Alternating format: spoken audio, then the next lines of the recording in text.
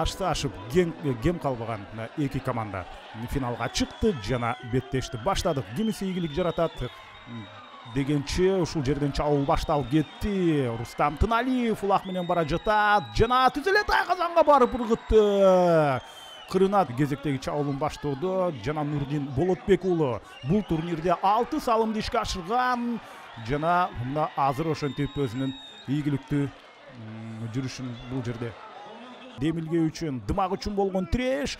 Ой караңыздарчы, мына жекеме жекенин көркү дал ушул жана достуктун ал эми ынтымак менен болгон оюнда экинчи салымды ал жасап кеткен болчу. Андыктан азыр ушул жерден эсеп теңелди. Дал ушул Султан Русланов, Манас Ниязов бара жаткан экен. Манастын аракети жана бул эпизоддо жок, азырынча Тайгазандын сыртында болчу. Атка минип туруп булакты кайрадан өңөргөнгө жетишти жана салым ишке ашты. Эсеп 1-2. Манас ишке ашырды. Кезинде Көкчалдын курамында биринчи лиганын мыкты оюнчусу болгон. Андан кийин Ала Тойдо ойноп жүрдү эле. Тыналиев кайрадан. Рустам бүгүн өзгөчө активдүү. Бүгүн эле эмес, ушул турнирде болуп көрбөгөндө активдүү. Сол канаттагы Тайгазанга алар чабуулга чыгат. Жана Рустам Тыналиев эсепти теңеди.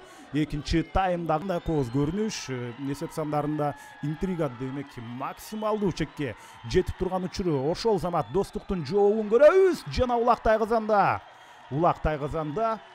жана ушул идеалдуу паузаны кармаган учурда атандаштар ары жылып кеткен болчу. Аскат Аскаров кайда жүрөт? Чаңдын арасынан көрүүдө жана улак Тайгазанга түштү. Аскат жана түзеле Тайгазанды көздөй бара жатат. Бирок бул жерде мына дагы бир улакты Тайгазанга салып кетишти. Бир аз кооптонуп атам, кимдир бирөө аттан кулады Сары Өзөндүн оюнчусу. Жана улак Тайгазанда Манас Ниязовдун дагы бир салымы. Бирок мени бул кызыктырган жок.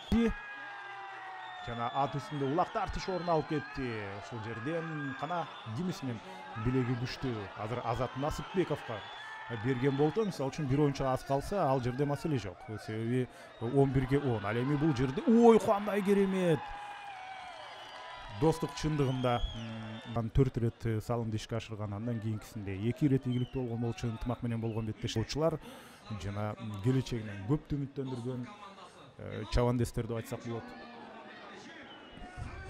Жана Тайгазанга бара жатат.